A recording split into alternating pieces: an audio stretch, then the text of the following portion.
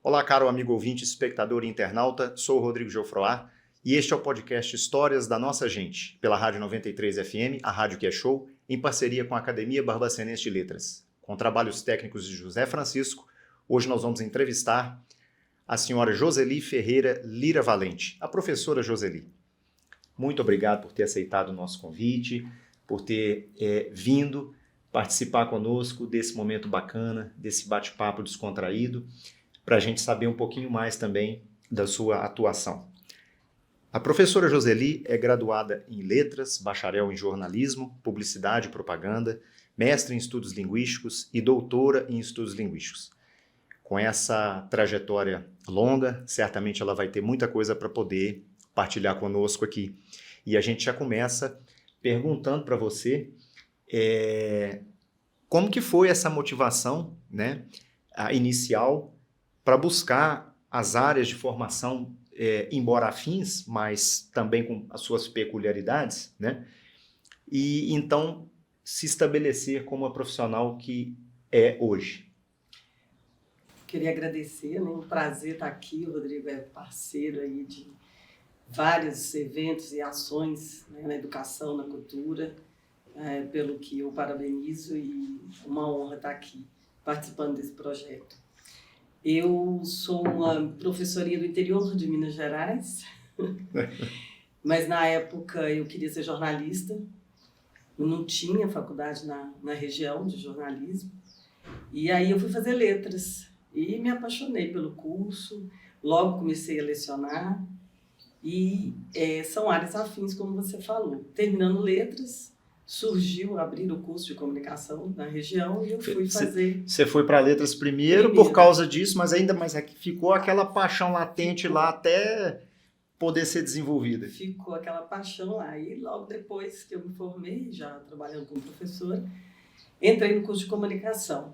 E o destino, às vezes, é o que determina, estando na faculdade de comunicação, estágio, projetos e participando de ações que eu gosto de participar, extra curricular, eu fui convidada para uma monitoria muito importante e daí, ao terminar o curso, me chamaram para lecionar no curso de comunicação social. Que interessante. Na universidade, porque eles queriam uma professora de língua portuguesa e gramática que tivesse essa visão da comunicação, da necessidade da disciplina ser voltada para a área técnica, né? Porque às vezes o professor leciona no curso, mas ele não adapta a teoria à profissão. Sim. Que ele está ali contribuindo. Então eu fui contribuir dessa forma e aí falei, vou ser professora mesmo, é isso aí. E aí contribuí lá uns 8 anos, depois tinha especialização e aquele aperto tem que fazer mestrado, tem que fazer doutorado. E aí eu larguei a minha região e fui em luta do mestrado e do doutorado e acabei conciliando, né? No mestrado eu conciliei a área do jornalismo com a letras, eu fiz pesquisa na análise do discurso e, engraçado, surgem coisas bonitas, né? É só a gente olhar o lado bom de tudo. Eu fui para o mestrado querendo pesquisar a análise do discurso, eu trabalhava com gênero, né, a questão da masculinidade, feminilidade na imagem. E aí um orientador me convidou para fazer um projeto da representação do trem de Minas Gerais. Então eu fui analisar nos jornais de Minas a representação do trem. Que interessante. E aí estudei todo o contexto, a história do trem, em Minas, a valorização. E a grande essência que ficou para mim, eu acho que a minha dissertação, o transporte mais seguro e econômico foi destruído, né? Destruído no nosso país. Essa a mensagem que eu passo do meu mestrado, infelizmente. E é interessante que você fala, porque o Brasil, um país de dimensão continental, né, devia ter investido muito mais na expansão da sua malha ferroviária, né? Eu me recordo que ela foi desativada, digamos assim, para transporte de passageiros sobretudo, né? Mais ou menos em meados da década de 90, quando a Rede Ferroviária Federal Sociedade Anônima foi desativada, né? As linhas, na verdade, elas foram privatizadas, muitas delas, né? E hoje a gente tem eminentemente transporte de carga. O que é uma pena, porque a gente só vê falar do trem nos livros de história, né, ou então antepassados que fizeram esse caminho, né, pegaram o trem, por exemplo, aqui na nossa estação e iam para outros lugares, né, ou então de maneira às vezes até pejorativa, que é aquela expressão que a gente tem em Minas Gerais, o trem de doido, né, que tem uma ligação com Barbacena, uma ligação, vamos dizer assim, triste, né, em função do tratamento psiquiátrico que era desenvolvido no século passado, né, o modelo asilar. E nós tínhamos a estação próxima do hospital, né, em que eles eram tratados.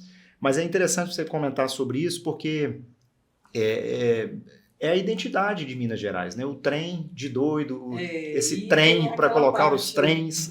Cultural do saudosismo, né? Tiradentes mantém ali aquele trajeto que é turístico.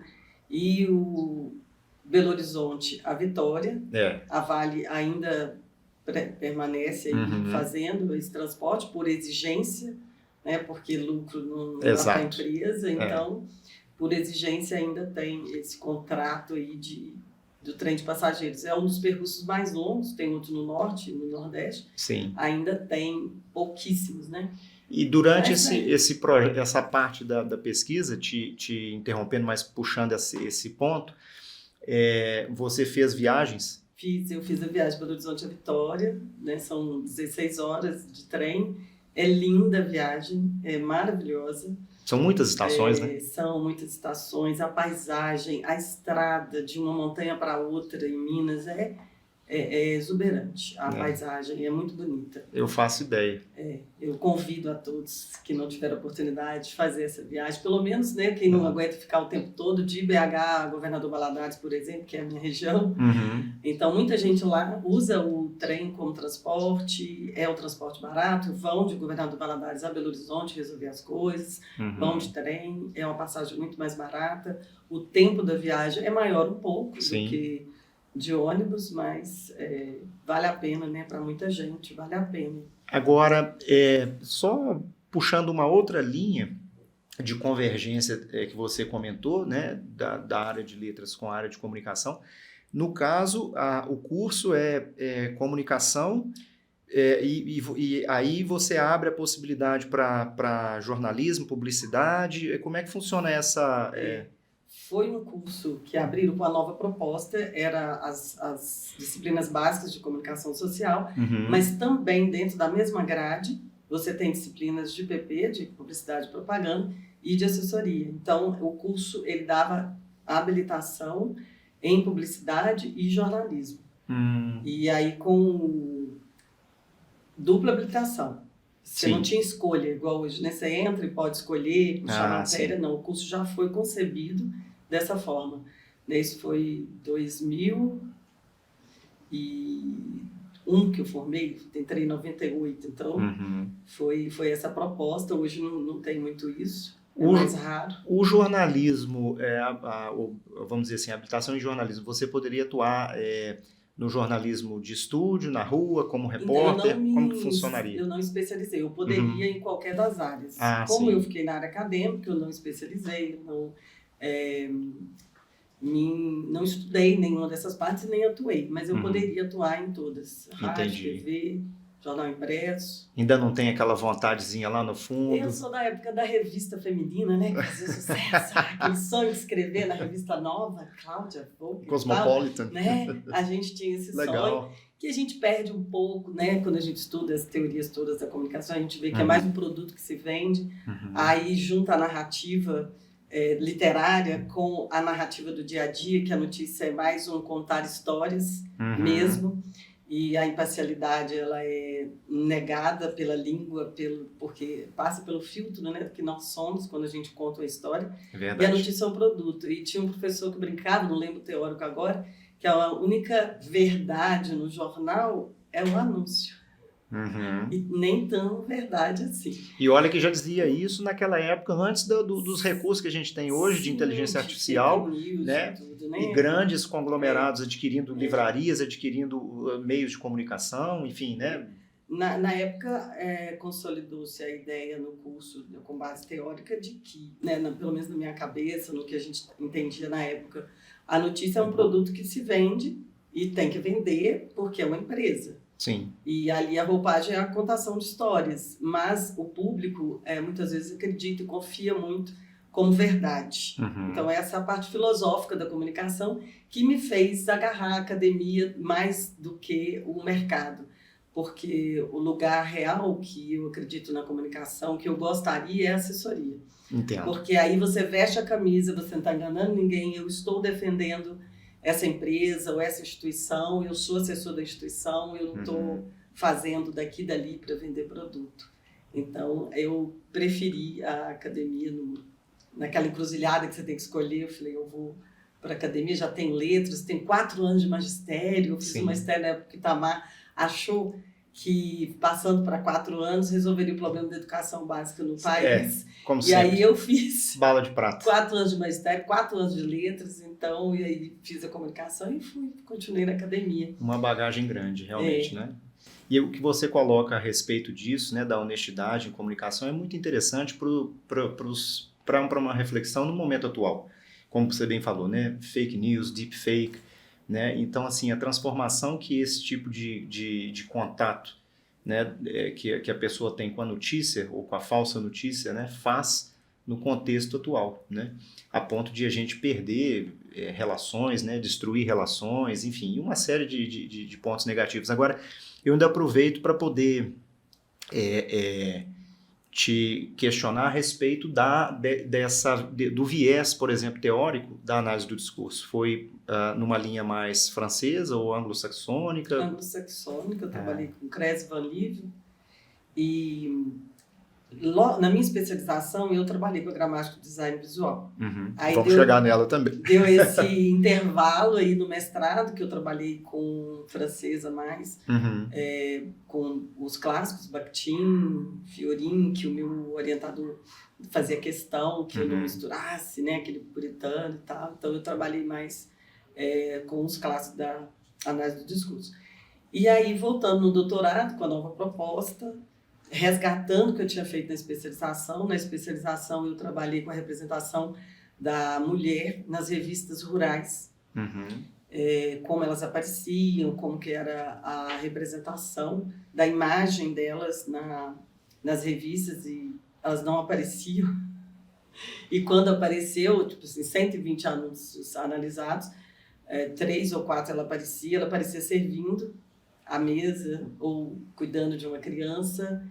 Então, no meio rural, naquela época, eu estou falando de 2006, mais ou menos. É bastante atual, né? E ainda era assim. Então, aí no doutorado eu resgatei. Aí eu voltei para análise do discurso. Eu trabalhei com Ferkov na especialização. E aí no doutorado eu propus essa questão só da imagem mesmo. E aí eu trabalhei com a gramática do design visual. E você chegou à conclusão de que continua se pensando, né, nessa tríade, né, bela, recatada e do lar? Ainda tem. No livro didático, por exemplo, eu analisei no doutorado o livro didático. Então, há no livro didático essa tentativa, né, de colocar a mulher no mesmo valor, com o mesmo valor do homem, porque há diferenças. Eu acho que o feminismo não é o contrário do machismo. O feminismo é valorização da mulher do jeito que ela é. Sim. Com as suas qualidades, com as suas dificuldades, com as suas habilidades. Ela não tem menos nem mais valor que o homem, é o mesmo valor, as mesmas... né? Então, é mais de valoração mesmo, de ver, de perceber, das pessoas olharem, de um adolescente homem, olhar para uma mulher e não vê-la como alguém inferior, fraco, submisso. Essa eu acho que é a maior luta, a essência, né, de mudança. Eram livros didáticos? Livros didáticos. Eu trabalhei com livros didáticos. O livro didático mais escolhido no Brasil é o Cereja. Sim, do ensino médio, né? Do ensino médio. Trabalhei com as imagens. E aí, nas tirinhas e tal, há uma representação do homem ajudando no serviço de casa, aparece muito isso, então melhorou bastante. Apesar de, por exemplo, a manifestação da masculinidade na mulher, ela ser violenta às vezes. Então, quando a mulher parece forte, quando ela ocupa o lugar, ela repete o comportamento masculino que ela critica. Sim. Isso aconteceu umas 2 tirinhas. Então, quando ela estava ocupando esse espaço, ela foi um pouco violenta ou agressiva com o homem que estava ali fragilizado. Uhum. Então, assim, essas lutas, essas conversas, eu acho que são importantes. E penso que não adianta trabalhar com só as mulheres, tem que Sim. trabalhar com os homens também. Essa conversa tem que chegar para os homens, para os nossos meninos, né? Sim. Mas, Você acha que essa representação, ela foi tácita ou ela foi proposital? Quer dizer, esse momento em que houve essa, digamos, demonstração de força, isso foi num átimo, isso foi, assim, de repente, sem pensar, ou houve uma motivação? Nesse momento agora eu vou fazer isso porque eu preciso, talvez, não sei, me igualar ou medir forças, seja o que for? pelo contexto, sim. Como eu analisei os textos imagéticos, então eu tinha tirinhas na maioria deles, eram criação de autores. Então, ali é a representação do que nós somos. Os textos, em qualquer época, é a representação histórica do que nós vivemos. Sim. Então, eu vejo dessa forma. Os textos, na verdade, representaram o que nós vivemos. Às vezes, a mulher faz essa repetição, né, de violência. Às vezes, ela conquista e não faz, e não repete, não replica. Isso com os filhos, por exemplo, porque quem cria o homem macho com valores deturpados e visão inadequada do feminino, somos nós mulheres que criamos esses homens. Verdade. Então, às vezes, a gente replica isso na criação, no contato com esse homem. Então, como nós mulheres podemos mudar isso em contato com o homem? Conversando, na criação, nós professores, né? E mudando essa visão da mulher ser inferior, fraca e dirige mal. Aquelas coisas, né? Mas você falou da gramática do design visual. É muito interessante essa expressão, porque a tradição que nós temos, em geral, né, quando se fala em gramática, é a tradição normativa, é um viés talvez um pouco mais limitado à prescrição, né, do ponto de vista linguístico.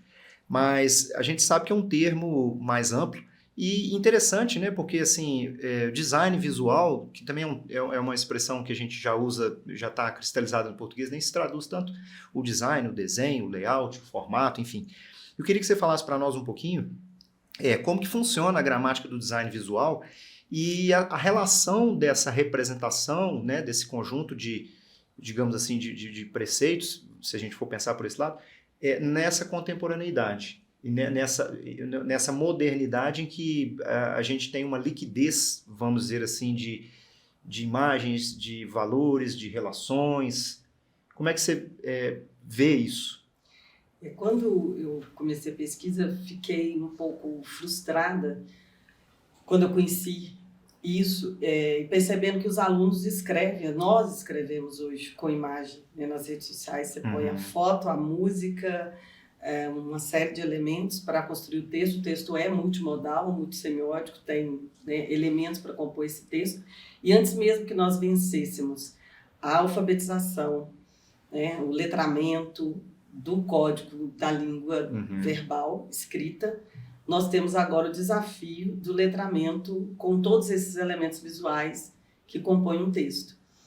E, às vezes, o aluno não consegue, nós não conseguimos escrever bem o texto, e agora a gente tem que acrescentar a isso música, elementos visuais. Então, esse é o grande desafio, vencer isso e dar para as pessoas a habilidade de conseguir juntar esses elementos todos e fazer um texto multimodal bom, um texto compreensível, um texto que transmite o que se quer, o que se pensa, bem próximo. E a gramática vai trazer isso, ela faz a leitura como a gramática tradicional da língua, né? Ela traz todos os elementos, como isso funciona no visual. Então, quando a gente tem o sujeito predicado lá na gramática normativa, nós temos aqui na gramática design visual como eu coloco um elemento que é idealizado. Observou-se que esse elemento fica na parte superior da página. Então, embaixo tem o quê? As informações mais reais, mas em que lugar fica cada imagem e como eu posso organizar esses elementos para uma percepção na sociedade ocidental melhor, porque a leitura é da esquerda para a direita, então a imagem também da esquerda para a direita, e elementos que compõem a página, poluição, cores. E aí entra também uma parte totalmente ligada à simbologia das cores, que tem a ver com cultura. Então, Estados de humor, né? Estados de humor. Tem muito estudo em relação à composição dos elementos da imagem. Então, tem as categorias de análise, quando você vai analisar o texto, que tem as modalidades todas, os elementos, cores, imagens, e aí como que é. Então, de intimidade, proximidade, de posição, de close, Então, você tem tudo isso mais próximo, mais distante, né? O close é aquele que dá intimidade, que você está falando ali, e aí o corpo inteiro já é um direcionamento mais formal, mais distante. Então, você tem a análise da imagem ali colocada a partir da organização disso no texto. E tudo isso é representativo, né? Tudo isso é importante para a construção de sentido, né? De significado. Isso. Igual a palavra, que a gente coloca a palavra exata, adequada, naquele lugar da frase, ou a pontuação, a imagem também. Então, quando você coloca lá um ponto colorido, a fonte que você escolhe, com serifa, sem serifa, como essa fonte, a fonte vai trazer alegria, vai trazer tristeza, vai trazer seriedade. Então, todos esses elementos são analisados pela gramática. Você acha que agora, nesse contexto, nessa contemporaneidade, levando em conta esses elementos todos que a gente tem, esse fluxo grande de informação, nós estamos num ponto em que nós não retomaríamos o que tínhamos antes? Ou seja, isso vai ser uma constante, a gente está vendo isso, por exemplo, nas avaliações, em concursos, vários processos de recrutamento, por exemplo, para preenchimento de posições na iniciativa privada ou mesmo no setor público. E isso está mais presente ou ainda está um pouco restrito, digamos, à sala de aula ou a materiais didáticos que são utilizados nas escolas atualmente? Infelizmente, isso está posto pela mídia, pela sociedade, está aí e as instituições estão alheias. Eu penso que a escola ainda não considera o texto como total. A escola nega, os concursos negam que agora é diferente. E não dá para lutar contra isso. O celular na sala de aula, a inteligência artificial... Eu pensei que eu tinha falado errado. Tá aí, ou a gente pega isso e traz para benefício próprio e aprende a usar isso, ou acabou. O texto agora, ele tem essa característica. Então, as pessoas estão se expondo e se comunicando com outro tipo de texto.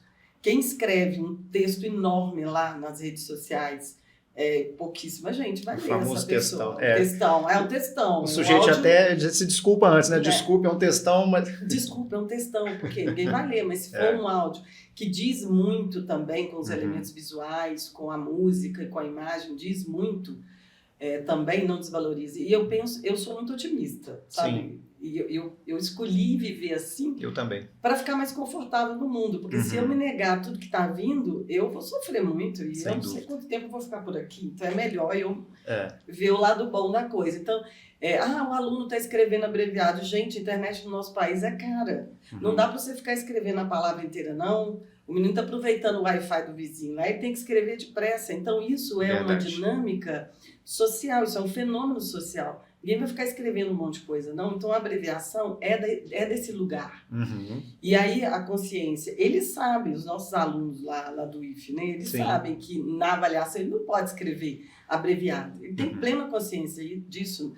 Acontece um deslize? Acontece assim como acontece conosco. Claro, um deslize, esquecer um acento ou digitar faltando uma letra. Os corretores, né, da vida. Vai acontecer. E eu penso que essas novas tecnologias acrescentam, não tira. Nós não vamos perder a escrita, a boa escrita, mas nós vamos acrescentar, né, mais coisas à comunicação. Eu concordo e eu vejo que você pondera a questão de uma visão mais dilatada em relação ao fenômeno linguístico. É difícil porque mudar as concepções, né, leva tempo. E como a gente vem de uma tradição eminentemente normativa, né, todos nós passamos pelo banco da escola aprendendo a gramática e misturando texto escrito com texto oral, que são condições de produção totalmente diferentes, né? Ninguém fala como escreve e vice-versa, né? Então é difícil a gente, às vezes, conceber que essa nova forma, vamos dizer assim, de comunicação possa se estabelecer e coexistir, né? eu sinto essa dificuldade também por vezes, né, eventualmente sendo questionado. Mas eu acho legal porque é esclarecedor para nós, né, eu acho que cria uma outra percepção e até uma outra disposição para a gente abraçar isso e colocar as coisas nos seus devidos lugares, né? Cada situação de comunicação requer um posicionamento, né? Eu citaria o nosso exemplo aqui do podcast, né? Que em princípio seria um arquivo de áudio propagandeado, né? Vamos dizer assim, divulgado, né? Inclusive fazendo referência às tecnologias atuais, né? A empresas grandes, né? Não vamos fazer o merchan, porque no próprio processo de formação da palavra, né, pod, que a gente vê aí aparelhos por aí sendo comercializados, o cast, enfim, a questão da divulgação, né? E agora, numa outra forma, talvez, né, de difusão, que também é pelo vídeo, né? Então, assim, privilegiando a oralidade. Nós estamos resgatando a oralidade, né? A gente contava história, era muito legal. Em Minas Gerais tem causos, muitos causos. Então, se a gente não é uma visão simplista, mas a gente poderia enxergar por esse lado também, né? O podcast é uma forma de a gente resgatar esse gênero, né? Que é a oralidade e a importância que ele tem na formação das pessoas, né? E isso não tem propriamente a ver com a escolarização, quer dizer, todo mundo pode contar e todo mundo conta uma boa história, né? E vai se servir de vários recursos. Eu acho que é muito interessante essa ponderação que você faz, muito realista, né, muito lúcida, em relação a essa complexidade do fenômeno, né, essa riqueza do fenômeno linguístico, né? Agora, eu sei também, passarinho verde me falou, para usar a expressão popular, que você tem você é multitalento. Além da formação que a gente viu aqui agora, tem a questão do teatro. E a gente fez essa homenagem aqui inicial com esse símbolo clássico do teatro grego, né? Vamos dizer assim, os pilares clássicos do teatro grego e a sua representação. A gente queria saber agora também, né, a sua história com o teatro. A gente queria que você contasse para nós a sua história com o teatro, porque tá tudo afim, a gente sabe, mas de repente aparece, depois dessa trajetória, aparece num dado momento essa outra veia teatral, né, e que é tão importante para a concepção do homem, né? A arte é uma das dimensões que a gente tem, né? Então a gente está curioso para poder saber sobre isso também. Sempre escolar, né, que seja dito a princípio.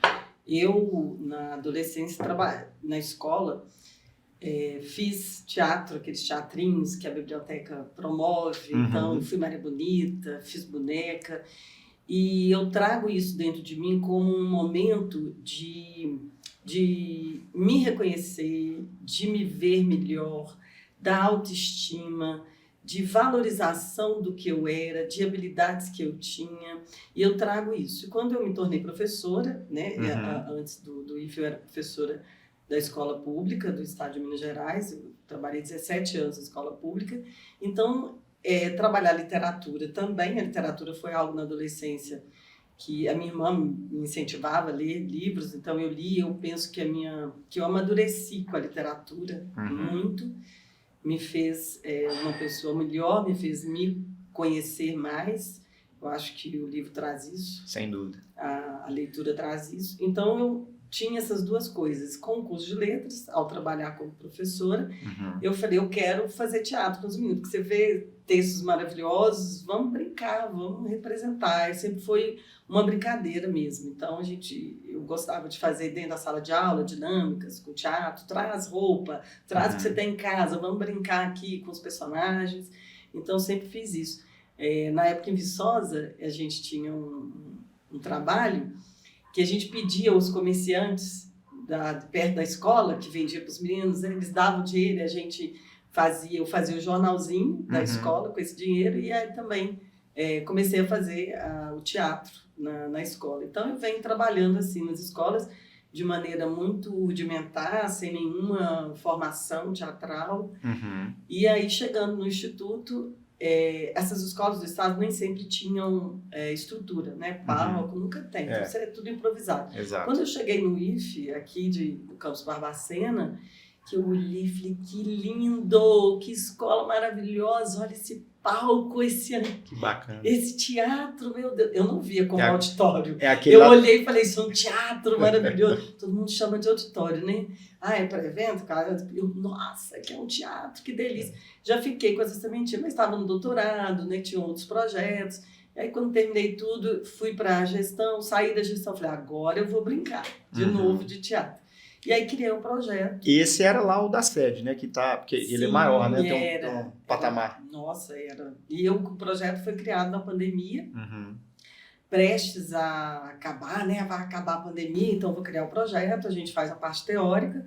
Quando acabar a pandemia, a gente vai para o teatro. Só que quando voltou, foi interditada a sede, porque o telhado não está bom. E aí eu continuei com o teatro do lado do anexo, né? Do prédio de tijolinho, que é menor, mas também serve bem, tem uma estrutura boa. E veio a calhar um programa Seroep, né? Agradecer aqui a diretoria de pesquisa do IFE, que tem apoiado essa ação. Interessante. O recurso é da diretoria de pesquisa, que você também né, faz parte da diretoria, a quem a gente agradece o recurso, o apoio. O Seroep é Ser Pesquisa, Ensino e Extensão. Então, esse projeto de teatro tem a parte do ensino, que a gente trabalha aprendendo sobre teatro, né, com literatura, envolvendo leitura e produção, toda a produção teatral e de roteiro. Então, isso é a parte do ensino. A gente trabalha com pesquisa. Então, a gente pesquisou a presença de teatros e grupos de teatro nos IFES brasileiros quantitativamente primeiro, depois a gente pesquisou como esses grupos vivem e sobrevivem, né, dentro do Instituto, quais são os recursos, como isso acontece.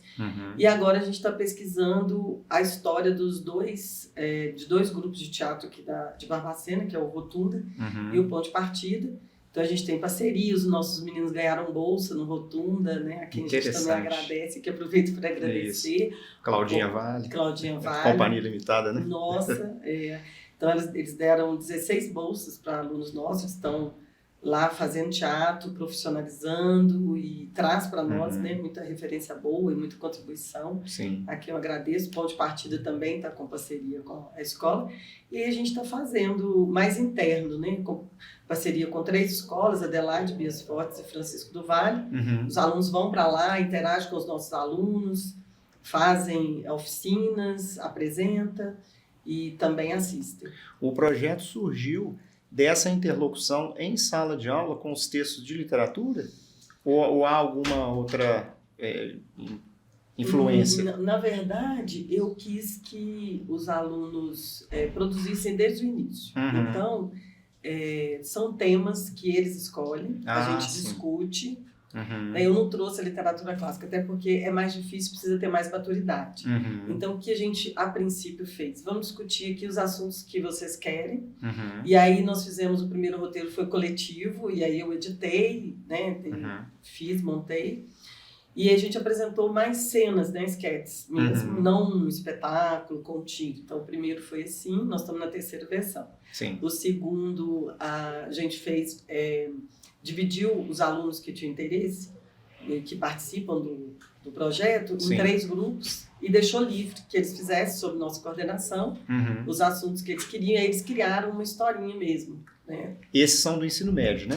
Todos do ensino médio. Sim. No projeto, ele é para os alunos do ensino médio hoje. Entendi. E dessa centelha e desse bojo, surgiu o Grupo Palco. O Grupo Palco, isso. Eu já comecei na primeira versão do projeto com essa ideia. Na verdade, era assim, vem para cá que tem palco. O projeto, que era um convite às escolas estaduais, eu lembrando da minha trajetória, quando eu estava lá e que não tinha estrutura, convidando escolas que não tinham estrutura a vir para o IFE e aproveitar daquele espaço. Né? Vem para cá que tem palco, vamos brincar, vamos fazer teatro. Era mais com esse intuito. E aí foi desenvolvendo. E aí, no segundo, eu já registrei como projeto Grupo Palco, que é o grupo de teatro do ensino médio do IFE Barbacena. É um projeto de extensão, né? Também. Uhum. Porque o Seroep, ele é você tem que entrar no edital com um projeto que contempla as 3 ações: ensino, pesquisa e extensão. Então, eu faço ensino, faço a extensão com as outras escolas e faço a pesquisa sobre teatro. E é interessante porque, assim, a gente nunca esquece a raiz da gente, como você bem falou, né? E é inclusivo. Quer dizer, você caminhou alguns degraus, né? Subiu alguns degraus, melhor dizendo, mas não se esqueceu daquele momento, né? E nem daquelas pessoas que eventualmente gostam, né? E tem no teatro uma outra forma de expressão complementar, né? As outras artes que nós temos. Então, eu acho isso interessante a gente ressaltar. E você não subir os degraus sozinha, quer dizer, agora que você tem o palco que você queria, agora que você tem o teatro que você queria, ou o anfiteatro, ou o auditório, como você falou que a gente chama realmente, né? Então, assim, você já olhou com outros olhos e, de fato, dá para ser aproveitado mesmo, né? E é uma dádiva que a gente tem diante de todas as dificuldades que a escola pública tem, a gente sabe disso, né? Dificuldades com recursos, enfim. Então, você não se esqueceu desse pessoal, né? E que tanto precisa e que gosta e que pode contribuir. E também pode se revelar, porque vem muitos artistas dessa estrada, né? Desse caminho. A gente tem visto alguns dos nossos alunos se desnudarem, se transmutarem, né? Em alguns espetáculos, então isso é muito interessante. Agora, como é que surgiu esse nome, né? Assim, palco?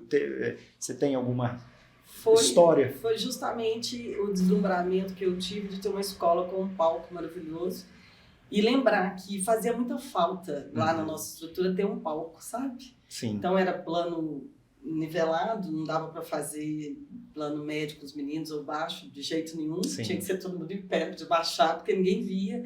Então ter o palco alto lá, isso foi legal. Então ficou na minha cabeça, palco, e lá não tem palco, aqui tem. Legal. Vamos colocar grupo palco. Muito bacana. Ficou. E aí eu falei, depois muda. E até agora não mudou e está consolidando. Eu acho que está cristalizado e assim, a motivação semântica é muito legal, né? A gente poder saber, e o nosso espectador, internauta, o nosso ouvinte também saber dessas iniciativas, né? Aqui no Instituto Federal Sudeste de Minas Gerais, Campus Barbacena, onde esse projeto é desenvolvido. Então, assim, extensivo, né, à comunidade, como ela bem falou. Então, eu acho muito bacana, porque assim, a gente às vezes vai ao espetáculo, vê o nome e não sabe, né, da motivação. Sempre tem uma motivação, né? A gente que trabalha nessa área, a gente gosta de aproveitar todas essas opções que a gente tem, né? E às vezes a gente faz esse retrocesso lembrando da caminhada, da trajetória, enfim, a arte tem essa possibilidade, né, essa polifonia. Como é que o grupo tem atuado? Assim, todo mês tem um espetáculo, todo semestre, ou existe um período de preparação, lá daquele ponto inicial, onde a ideia surge até a concretização, né, a apresentação pública. Como é que é esse trajeto, como é que é esse traçado?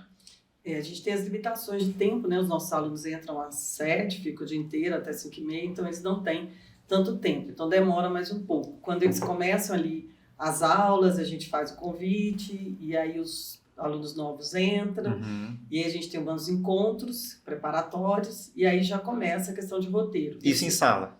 Não. Fora do horário? Fora, a gente passa convidando os alunos, e a gente tem um horário extra, né, que a gente reúne, e ali tem oficinas, jogos teatrais, noções básicas sobre teatro, e logo a gente começa com alguma peça. Esse ano, cada ano foi diferente. Esse ano nós lançamos o concurso de roteiro. Então, por 20 dias, ficou o edital do concurso e tinha premiação, como a gente tem bolsa, né? Premiação para os meninos em dinheiro, primeiro, segundo, terceiro lugar. Legal. E esse recurso, né, fomenta e faz muito bem, porque a gente pode fazer essas ações assim, que incentivam mais. Né? Estimula, né, os meninos. E aí, o melhor roteiro a gente pegou, já estamos adaptando o roteiro ali, arrumando algumas coisas, e já começamos a ensaiar essa semana. Então, a gente demora aí uns 2, 3 meses ensaiando até apresentar. Então, a gente pretende, final de maio, início de junho, já apresentar essa peça, que é resultado do concurso de roteiro. Entendi. Mas nós somos convidados. Eu já estou adiantando aqui. Tá dando um spoiler, né? Mas é bom que o pessoal a gente já faz a propaganda aqui para a gente atrair o público também, o pessoal conhecer mais o projeto. É muito bacana, né? Eu estou adiantando aqui. A diretora, a Simara, que a gente também agradece o apoio, sempre A Vanessa também, DDE, também apoia muito diretora a gente, de ensino, diretora de ensino. Sim. E a diretora-geral. Ela nos presenteou com um roteiro. E Olha. a gente vai trabalhar também, então são 2 roteiros esse semestre. Geralmente a gente trabalha só um, e agora Sim. a gente vai dividir o grupo em 2 equipes para trabalhar o outro roteiro. E tem uma possibilidade de ser apresentado no seminário Forcampo, que vai ter em junho. Que é um evento mais de destaque, né? Da instituição. A responsabilidade está maior, porque a gente apresentava para as escolas parceiras, para o público interno, né? E agora talvez tenha um público maior com esse roteiro que ela nos presenteou. Mas isso é muito legal, porque é o sinal de que a semente está germinando, né? O projeto está crescendo e o abraço está acontecendo, né? O acolhimento das pessoas também envolvidas, né? É muito grande, a gente percebe isso. Agora, como é que é feita assim, a escolha? Você já comentou que é uma escolha coletiva, né? A escolha do roteiro, mas eu digo, do ponto de vista da temática, é alguma coisa da atualidade, alguma questão da atualidade pela qual os meninos estejam passando, ou eventualmente alguma ansiedade, algum sobressalto, algum drama, digamos assim? Sim, aí entra a parte da formação, né, deles. Então, quando a gente começa a conversar, na primeira versão, por exemplo, as angústias mesmo. Então, apareceu o bullying, apareceu o racismo, o preconceito, apareceu a homofobia, violência contra a mulher. Então, a nossa primeira peça foram sketches que mostravam essa realidade, que eles vivem, que eles sentem, que eles querem falar. Então, um dos objetivos do projeto é dar voz para os alunos. Então, precisa ter muito tato, né? Para que seja uma coisa que eles querem, que eles gostam, porque lá não tem ninguém obrigado, é um convite, não tem ponto de disciplina, não tem nada. Vai o aluno que quer participar, ele não tem esse compromisso, é porque ele gosta. Então, a gente trazer temas que eles querem. Então, a gente discute para isso, para conversar, para trazer. Agora, a gente está meio que... esses 2 convites, porque esse concurso do roteiro, ele foi proposto pela professora Samila, que também tem um projeto no Seroep. Sim. Ela trabalha em parceria com o Ponto de Partida, principalmente em torno da reserva ambiental, que o Ponto de Partida está ali organizando. Eles têm um projeto de fazer trilha, de codificar árvore. Então, foi uma proposta de trazer um teatro de conscientização sobre o meio ambiente.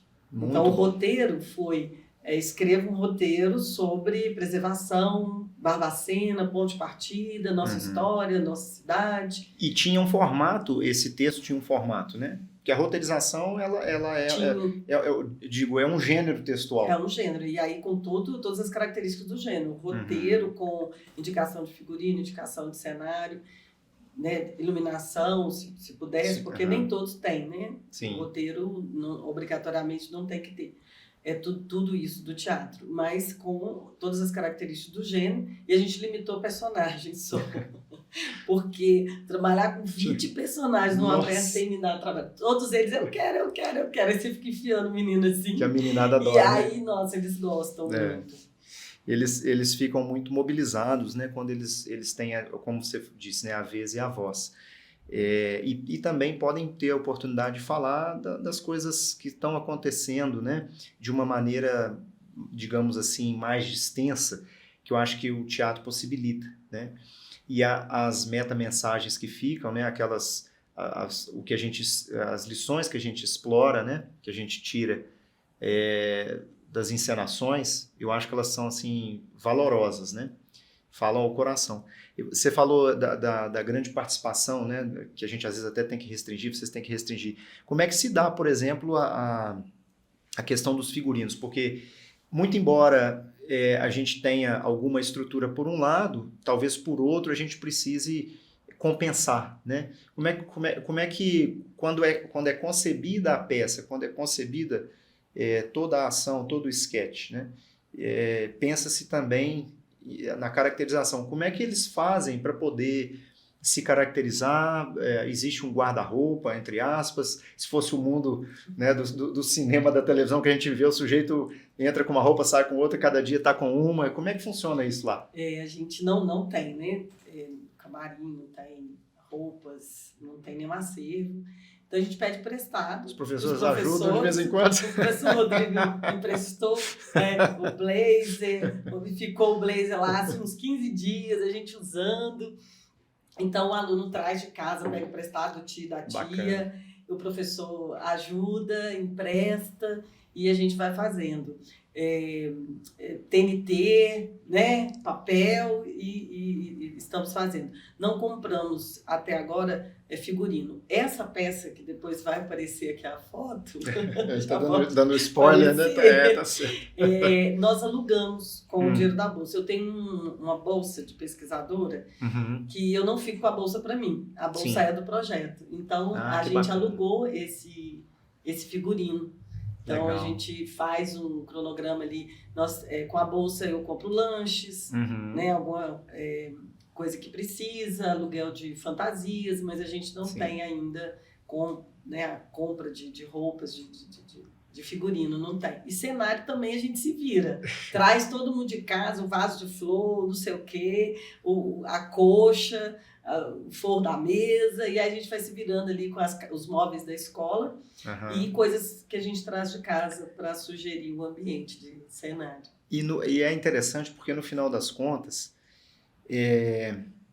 o gosto é muito mais doce, a gente passar por tanta dificuldade, por tanto percalço, eventualmente por descrédito, toda sorte de intercorrência, toda sorte de obstáculo, que é normal na vida de todas as pessoas, em várias atividades que a gente faz. Às vezes são obstáculos a mais que a gente não conta, tudo bem, mas em geral a gente sempre tem, né? Agora, no final das contas, o gosto é muito mais doce. A gente está vendo as imagens aqui, um engajamento bacana dos meninos, né? Uma atenção, um cuidado, né, com essa história, que é a história deles que eles estão contando também. Certamente eles vão registrar isso, colocar nas timelines da vida que eles têm, né? A gente falou de comunicação. E era isso que eu também ia comentar com você, né? Assim, o engajamento deles, né? Dos alunos artistas, né?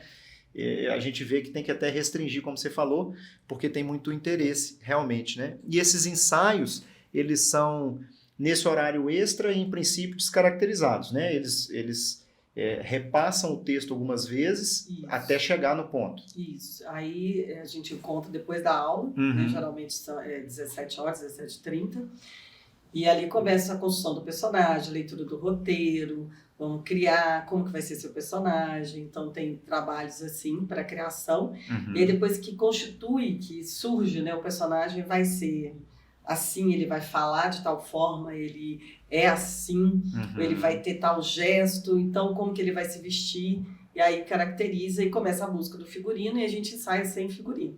E aí nos últimos ensaios gerais a gente traz figurino e cenário. Mas vai ser numa construção coletiva, todos dão opinião, e tem alguns que não querem encenar, chegam com vergonha e tal, então eles ajudam no figurino, na sonoplastia, e tem a questão do som também, que eles têm que se virar e fazer pesquisa e buscar a música que adequa, e uma surpresa gratificante é ver o tipo de música que eles trazem.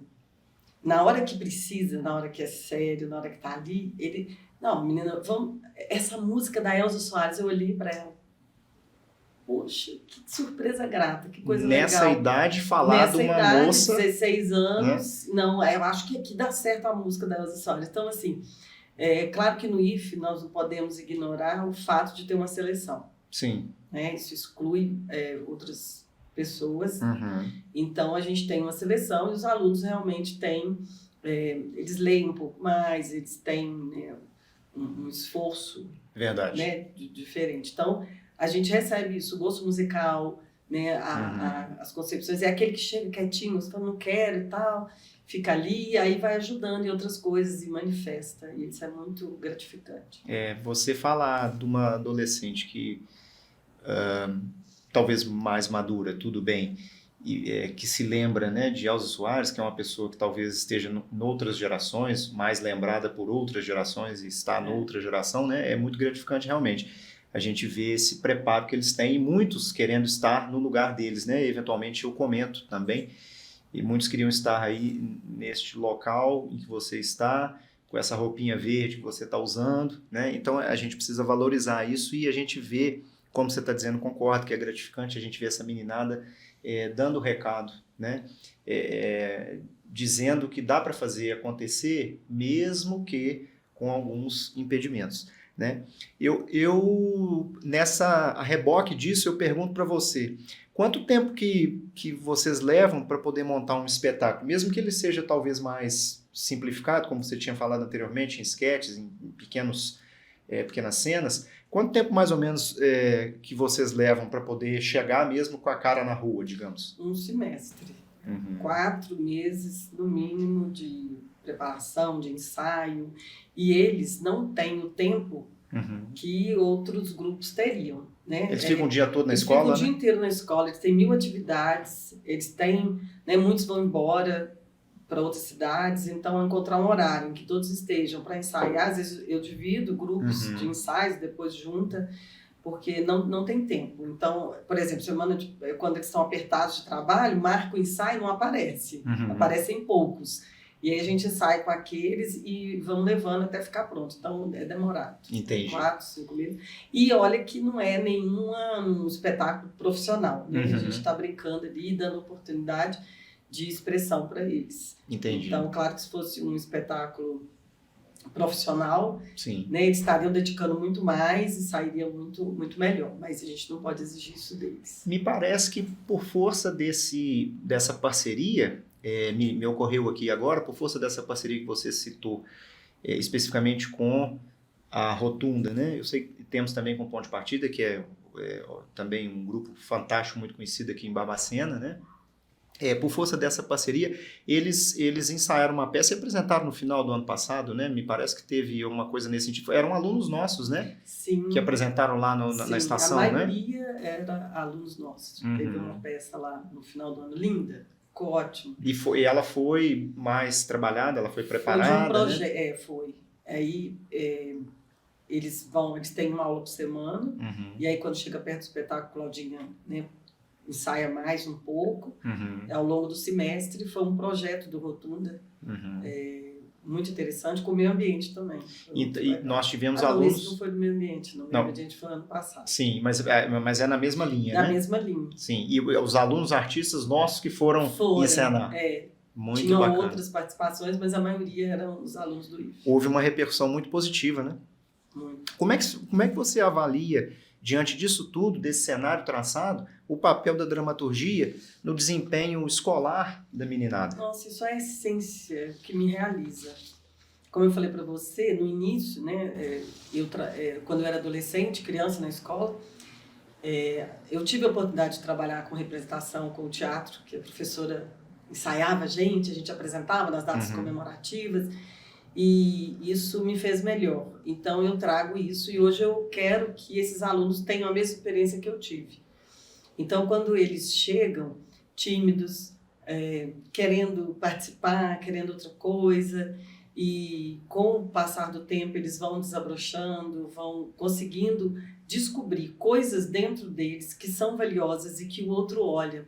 Então, quando o nome palco também, quando o aluno está lá, qualquer pessoa, quando você sobe no palco, você é visto, você se expõe.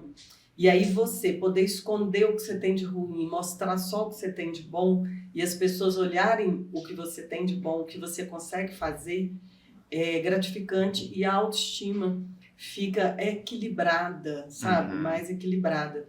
Principalmente para quem tem a autoestima baixa. Sim. A outra coisa é o falar, o se expressar, né? Ajuda na formação deles de conseguir, com a pandemia, e mesmo é uma coisa de adolescente, não olhar, falar olhando no olho das pessoas, e comunicar, né? Abaixa a cabeça, faz expressão corporal sempre contida. Então, quando ele faz o teatro, ele se expressa, ele se impõe, ele consegue falar o que ele pensa, ele consegue explicar melhor o pensamento. Com a leitura também se organiza, porque lá ele vai ler, ele vai escrever, ele vai falar.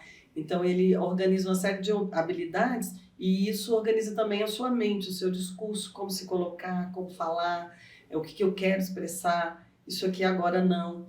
Outro aspecto é a disciplina, né? Ele assume um compromisso com ele, com o grupo, né? Com o projeto, e que ele não está recebendo bronca de mãe e pai, não tem ponto para dar. Ele que assumiu ali comigo. Então, se ele não fizer, ele está descumprindo, e aquele sentimento de culpa de não cumprir, eles vêm, pedem desculpa, justifica que eu peço. Então, tem a disciplina. Se você não deu conta, joia, mas explica, justifica, porque você tem um compromisso com seus colegas. E eu deixo muito autônomo, sabe? Outro aspecto, são vários, né? Outro é autonomia. Tem um problema, vocês vão resolver. Como que nós vamos resolver? Então, a resolução de problema, aceitar o que o outro disse, a diversidade de pensamentos, trabalhar em equipe.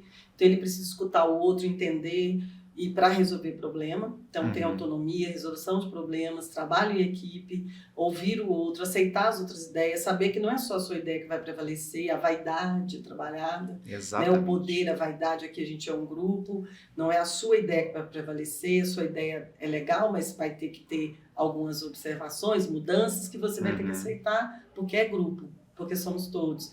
Então, eu acredito nisso do teatro, desses aspectos todos que eu falei. E um outro muito prazeroso também para mim e que me leva a continuar o projeto até aqui, né, que a gente não sabe. Serviço público é assim, a gente não sabe, mas até aqui é o seguinte: cada disciplina é como se fossem caixinhas, e muitas delas o aluno consegue escrever, falar, se expressar. Mas a gente vê aluno toda a vida, né? Nós na escola, desenhava na carteira, ficava batucando na carteira, e aí quem desenhou na carteira vai apagar. Quem está batucando, fica quieto, você não pode fazer isso.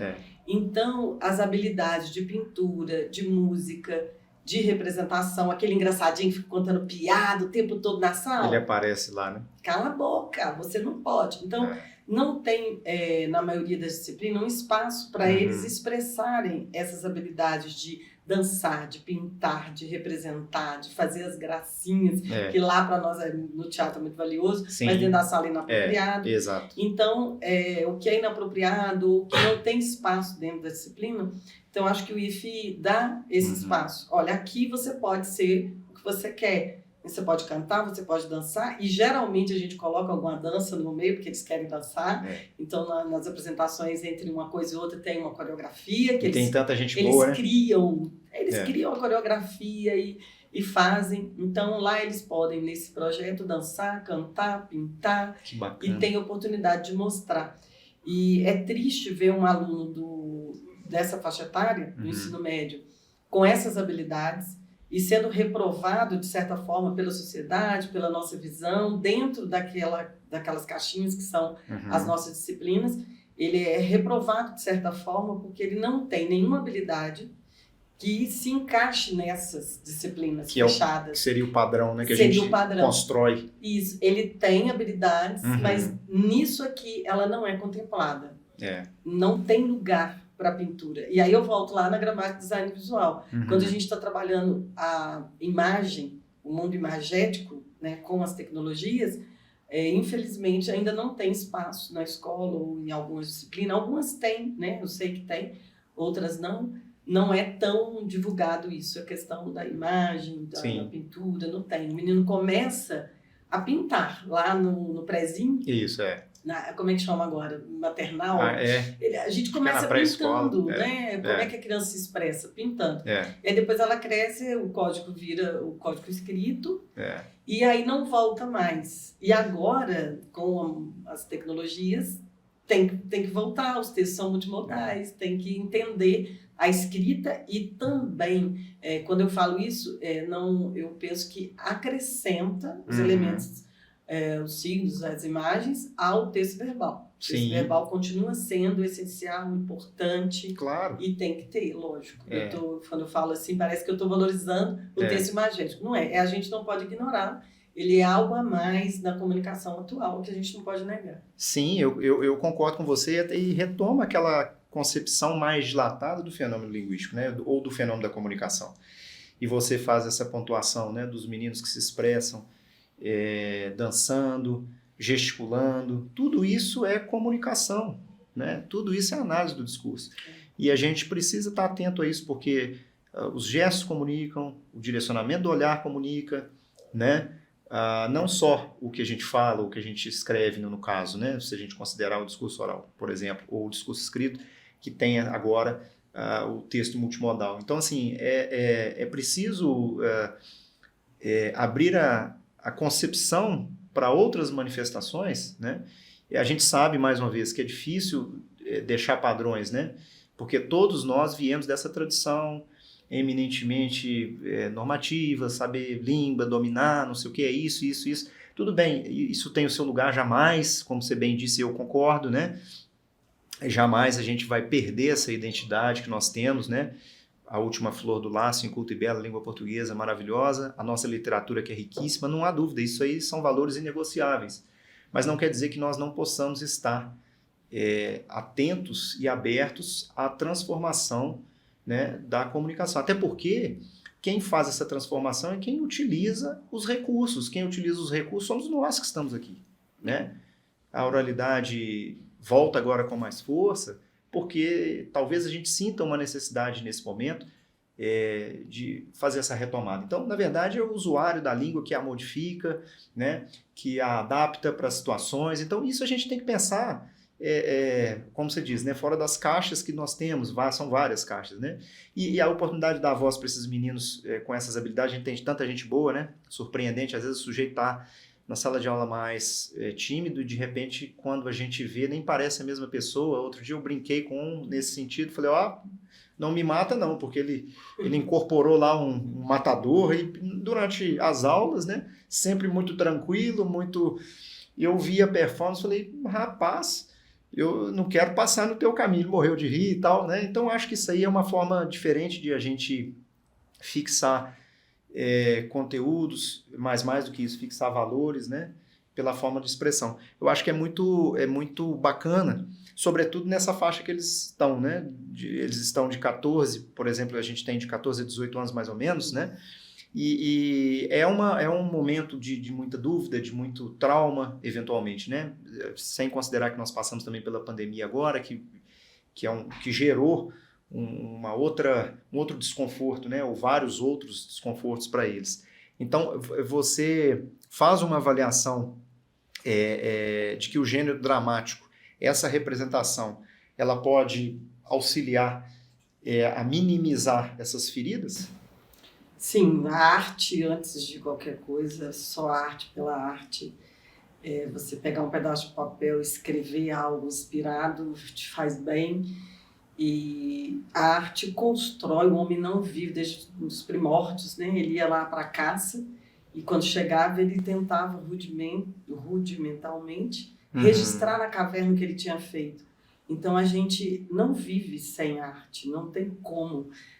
Então a arte faz, e a arte, né?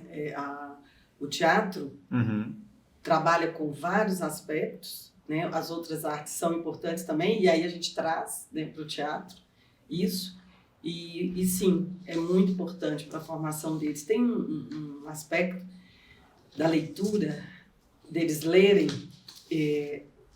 o texto, e textos que os roteiros que eles criam, a diferença de ter os clássicos, por exemplo, você lê Monteiro Lobato, você tem a imagem da Emília que a televisão fez para você. Sim. Ou para eles têm essas imagens prontas. Mas quando é roteiro criado por um aluno ou outro, ele vai ter que criar cada personagem. Então, a questão da leitura, que no momento que você lê e você tem que criar aquilo que não existe, é um exercício de criatividade, um exercício mental, de organização e de criação muito importante. E a leitura faz isso no dia a dia. Quando a gente não conhece, que você lê e cria mundos e cria na sua cabeça, te faz um adulto capaz de criar, de imaginar soluções para problemas novos. Sim. Então, isso é muito importante para a sociedade. Fazer com que eles leiam coisas que não estão prontas, né? Imagens que já não estão concebidas, eles vão criar isso. Eu penso que para o mundo, para a sociedade, isso é essencial. Sem Só dúvida. voltando aqui à língua que você Sim. falou, eu costumo comparar, já li isso, a língua é um ser vivo, como se fosse um ser vivo, em constante mutação. Não dá para pôr regra. A gramática descritiva é mais fiel porque ela descreve o fenômeno que é a língua e não normatizar, porque não dá para normatizar, como você bem falou. A gente muda a língua todo dia. Né? A gente abandona termos e cria termos novos, depende do contexto, depende da nossa história. Então tem que pensar isso. Essas regras gramaticais são para conduzir a língua, manter um padrão de comunicação. Texto escrito, sobretudo. Do texto escrito, mas ela não segura a língua. Então tem normas que para nós já não valem mais. Exatamente. Né? E você sabe, a gente tem tese de doutorado defendendo que já mudou, mas a gramática normativa não aceita e fica essa briga, mas a gente vai falando e vai escrevendo e temos textos maravilhosos começando com "me diga". Exatamente. Mas a gente diz para o aluno, não pode começar com "me", mas tem textos maravilhosos. No jornal, atualmente, a gente já encontra, né? O português de Portugal também, português europeu, né? Melhor dizendo, também. Então, isso é uma questão de concepção, né? Mais ampla do fenômeno linguístico. Você tem razão. Mas aí é outra discussão, né? Exatamente. Não, isso só dá pano para manga, né? Mas eu queria finalizar com você pedindo assim para você pontuar para nós a relação da literatura com as artes cênicas, né? Nesse momento que você vê o Brasil. A literatura, se tratando da educação, né, no IFE, no ensino médio mais especificamente, é o que eu falei, né? Acho que forma pessoas através da arte literária, a nossa cultura, amadurece o aluno. Acho que você cresce a cada livro, você cresce mais, você é melhor.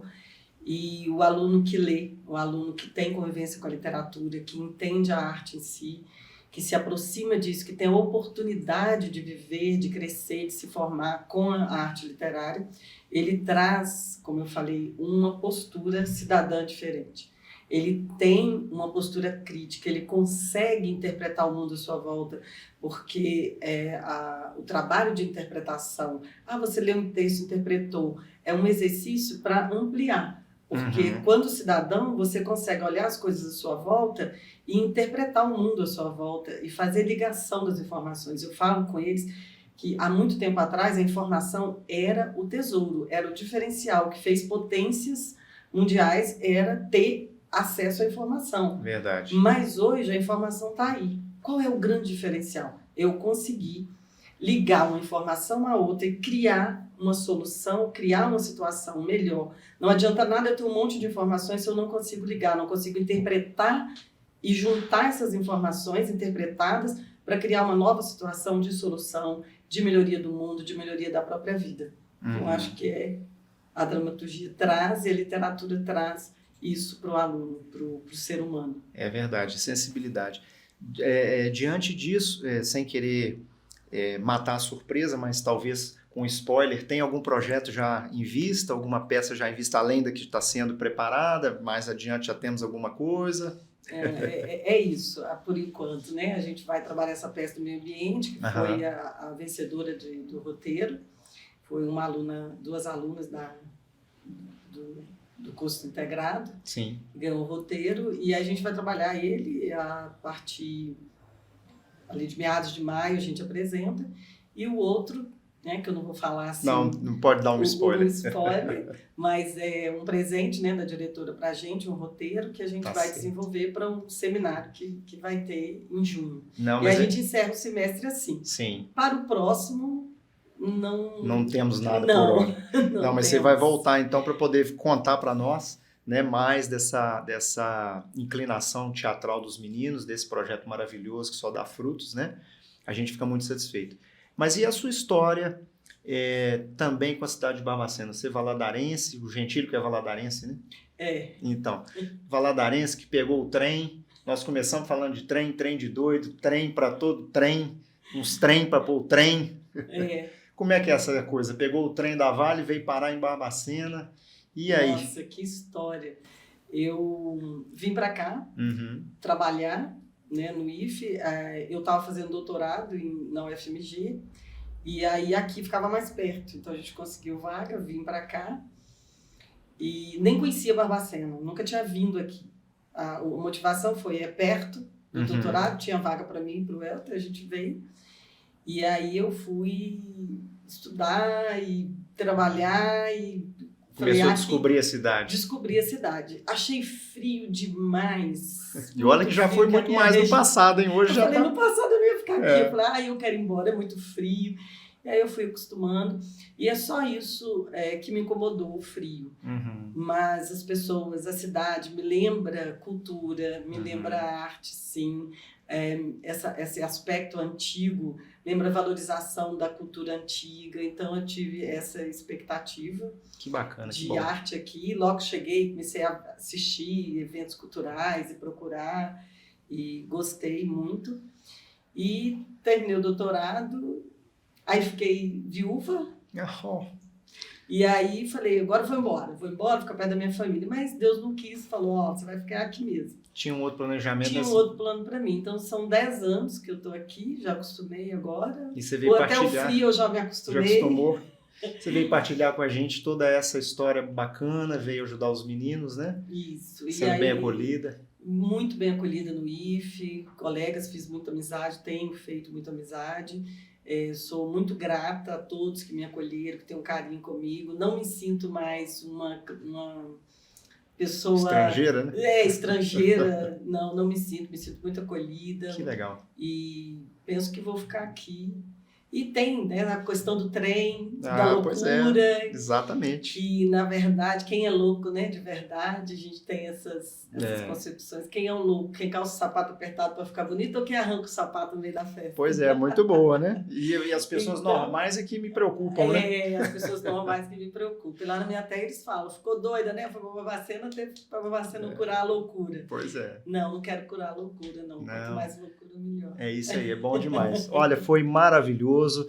Muito feliz de você ter aceitado estar conosco aqui, contar as suas histórias, né? Contar a sua história também com Barbacena, falar um pouquinho para nós desse projeto lindo, delicado, sensível, né? Eu acho que você está de parabéns, você é uma mulher generosa, você é uma profissional competente, responsável com o que faz, né? A gente tem uma convivência, a gente percebe isso no dia a dia, eu acho que é importante que a gente faça o registro, né? Eu fico muito feliz de poder estar ao seu lado, eu que sou mais moço, digamos, lá na instituição, mas feliz pela acolhida também, acho que é importante que a gente faça esse registro. Você está de parabéns pelo projeto, pela condução, né? Também a gente aproveita para agradecer o estímulo da direção-geral, na pessoa da professora Simara, o estímulo, né, da diretoria de ensino, na pessoa da professora Vanessa, que também não mede esforço para auxiliar, né? Também o pessoal da diretoria de pesquisa que auxilia, né? E todos os envolvidos, os meninos que são os artistas principais, né? Os outros colegas de outras áreas, porque é um grande esforço que a gente tem, né, para poder construir alguma coisa que seja útil em última instância, mas, digamos assim, que vai fazer um efeito primordial na sociedade, né? Assim, a gente quer construir alguma coisa que seja positiva para mudar a sociedade para melhor, né?